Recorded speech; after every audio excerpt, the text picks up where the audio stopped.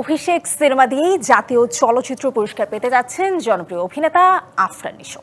তথ্য এবং সম্প্রচার মন্ত্রণালয়ের এক প্রজ্ঞাপনে জানানো হয়েছে 2023 সালে জাতীয় চলচ্চিত্র পুরস্কারের তালিকা, যেখানে 28টি বিভাগে 30 জন চলচ্চিত্র শিল্পী এবং কলাকুশলীর নাম। এবারে প্রয়াত চলচ্চিত্রকার তারেক মাসুদ এবং সদ্য প্রয়াত চিত্রগ্রাহক এবং চলচ্চিত্র নির্মাতা আব্দুল লতিফ বাচ্চুকে যৌথভাবে দেয়া হচ্ছে আজীবন সম্মাননা পদক। টাকাই হইতেছে সবচেয়ে সত্য জিনিস, আর বাকি সব মিছা।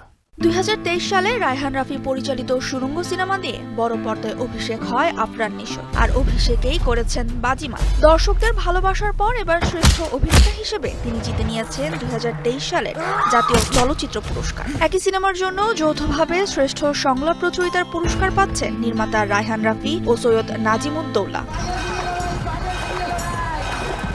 2023 সালের সেরা চলচ্চিত্র হিসেবে নির্বাচিত হয়েছে সাতাও। একই সিনেমা দিয়ে নির্মাতা খন্দকার সুমন পেয়েছেন সেরা চলচ্চিত্র পরিচালকের পুরস্কার। তালিকায় মোট 4টি বিভাগে পুরস্কার জিতে নিয়েছে সাতাও। নিঃসন্দেহে যে কোনো স্বীকৃতি ভালো লাগে, এবং সবচেয়ে বেশি ভালো লাগছে এই কারণে যে প্রান্তিক জনগোষ্ঠীর যে সিনেমাটা, তো এই সিনেমাটা যখন স্বীকৃতি পায় তখন মানুষের মনোযোগ আকৃষ্ট করে সিনেমাটা, আর ওই সময়টা যেটা হয় যে মানুষ আরও বেশি করে ওই সিনেমাটা দেখার চেষ্টা করে।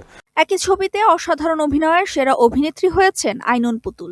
আমার কাছে মনে হচ্ছে এখন ওই ঘোরটা আমার কাটেনি, স্বপ্নের মধ্যেই ভাসছি। মনে হচ্ছে স্বপ্নটা ভেঙে যাবে, তারপর সব শেষ। এটা মোটেও সত্যি কিছু না, এটা স্বপ্নই দেখছি। সো অনুভূতিটা এরকমই।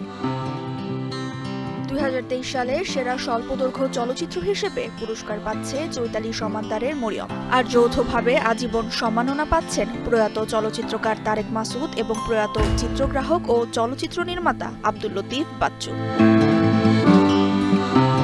সেরা পার্শ্ব অভিনেত্রী হিসেবে মনোনীত হয়েছেন নাজিয়া হক অর্ষা। খল চরিত্রে সেরা অভিনেতার পুরস্কার পাচ্ছেন আশিস খন্দকার। সেরা পার্শ্ব অভিনেতা মনির আহমেদ শাকিল ও কৌতুক চরিত্রে সেরা অভিনেতা নির্বাচিত হয়েছেন শহীদুজ্জামান সেলিম।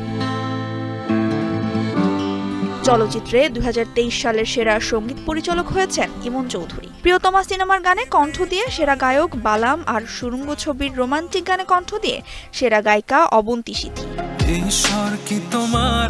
প্রিয়তমা সিনেমায় ঈশ্বর গানে এসেছে 2 জাতীয় চলচ্চিত্র পুরস্কার। সেরা গীতিকার সোমেশ্বর অলি ও সেরা সুরকারের সম্মাননা পাচ্ছেন প্রিন্স মাহমুদ। এদিকে লাল শাড়ি সিনেমার জন্য শ্রেষ্ঠ নৃত্য পরিচালকের পুরস্কার পাচ্ছেন হাবিবুর রহমান।